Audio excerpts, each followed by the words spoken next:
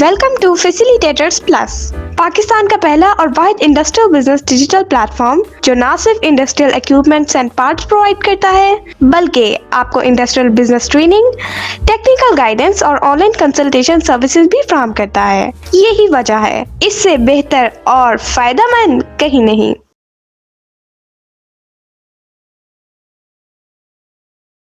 अस्सलाम वालेकुम।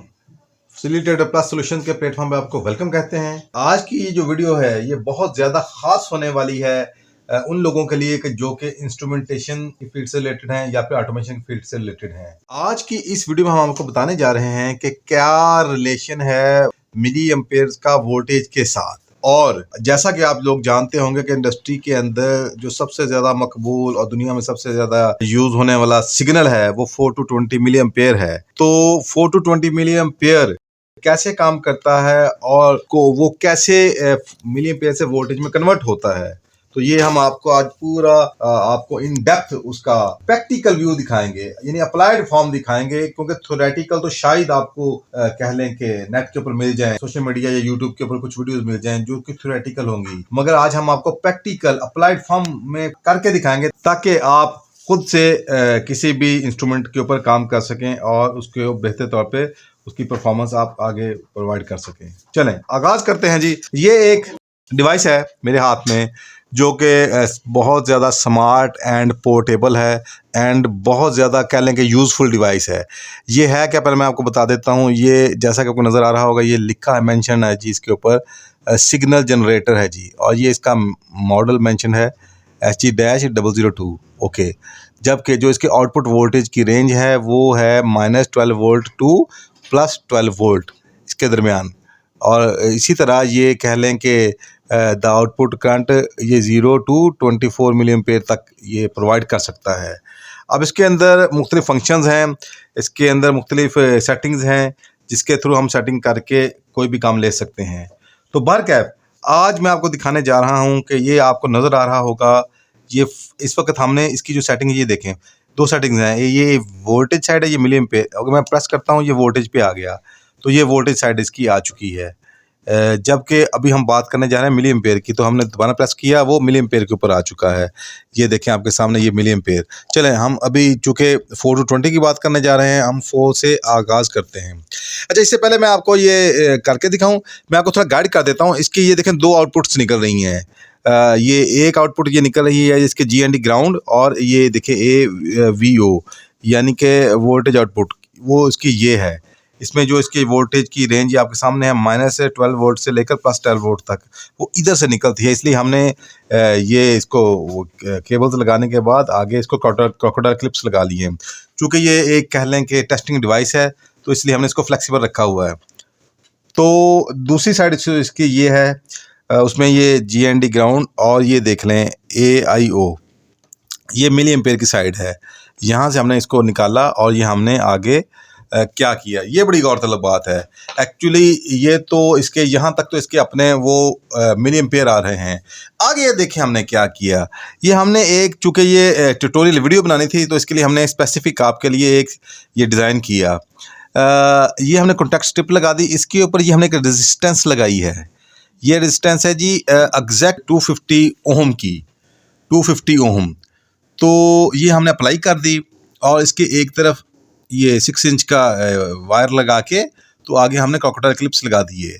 अब हो क्या रहा है, ये देखिए आपके सामने है, ये 4 to 20 मिली एम्पेयर का सिग्नल यहाँ तक पहुँचा और ये यहाँ पे होता हुआ अब इसके आउटपुट में इसके पैरेलल हमने रेजिस्टेंस लगा दी 250 ओम की, ये लग चुकी है। जबकि हमने क्या किया, हमने इससे फिर आगे सिग्नल दे दिया मल्टीमीटर को। अब मल्टीमीटर पे आप देख सकते हैं कि इसको हमने जो सेटिंग कर रखी है वो डायरेक्ट DC वोल्टेज की है। ये आपके सामने है वोल्टेज की। ये अब हो क्या रहा है कि पीछे से यहाँ तक इसके अंदर 4 to 20 मिली एम्पेयर आ रहे हैं, जबकि आगे चूँकि हमने रेजिस्टेंस लगा दी है, तो रेजिस्टेंस लगने के बाद अब ये मिली एम्पेयर का सिग्नल DC वोल्टेज में कन्वर्ट हो चुका है। और ये हमने प्रॉब्स लगा दी और प्रॉब्स के ज़रिए हमने ये आगे डिजिटल मल्टीमीटर लगा दिया ताकि आप इसको देख सकें और बेहतर जान सकें। और अभी आप ये देखें एग्जैक्ट 4 मिली एम्पेयर आ रहा है, और जबकि जब हम इधर देखते हैं तो ये क्या है, ये डीसी वोल्टेज है। तो इस वक्त ये 1 वोल्ट देखें, 1.000 ओके।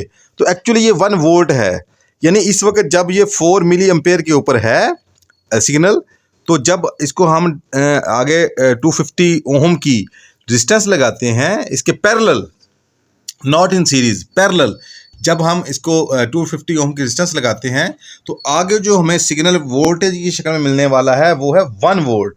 ओके, अच्छा यहाँ मैं एक बड़ी ख़ास बात बताऊँ आपको कि जब भी इंडस्ट्री के अंदर कहीं भी 4 to 20 मिली एम्पेयर का सिग्नल जनरेट होता है, आप कह सकते हैं किसी भी प्लांट के ऊपर, ठीक है, तो उसको आके कंट्रोल रूम तक पहुंचाने के लिए किसी भी, यानी कह लें कि मशीन के ऊपर जो भी इंस्ट्रूमेंट लगे होते हैं वहाँ से उसको कंट्रोल रूम तक पहुंचाने के लिए 4 to 20 मिली एम्पेयर का सिग्नल यूज़ किया जाता है। चूँकि ये इसमें जो लाइन लॉसेस है वो सब कुछ, ये सब कुछ को कवर कर जाता है। तो आपको जो आगे कह लें कि कंट्रोल रूम में पैनल के ऊपर जो आपको सिग्नल मिलता है वो एग्जैक्ट पूरा मुकम्मल मिलता है।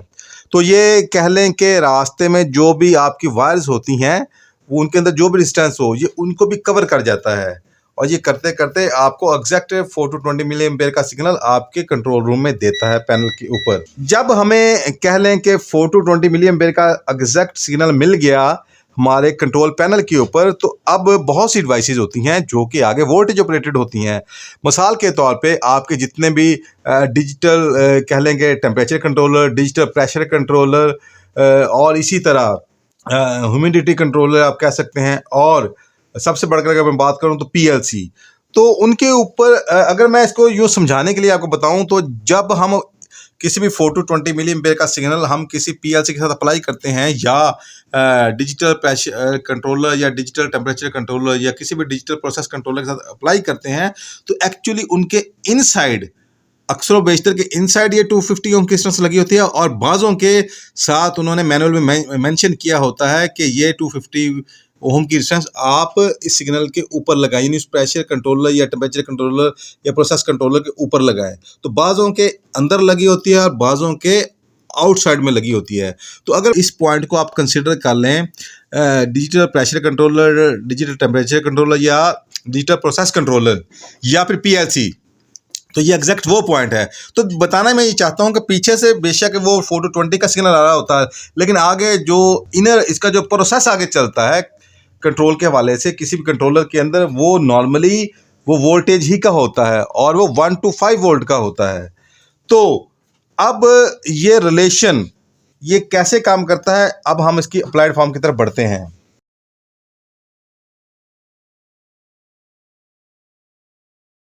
अल्हम्दुलिल्लाह, हम 25 साल से ज़ायद अरसा कामयाबी के साथ इंडस्ट्रियल ऑटोमेशन सर्विसेज और प्रोडक्ट्स पूरे पाकिस्तान में फ्राहम कर रहे हैं। हमारे साथ बहुत से इंडस्ट्रियलिस्ट्स और खुशमुतमईन कस्टमर्स मुंसलिक हैं। तो अगर आप भी 100% सेटिस्फेक्शन के साथ repairing solution, reliable and trustworthy support और ऑटोमेशन कंसल्टेंसी चाहते हैं, तो दिए गए नंबर पर अभी राब्ता करें।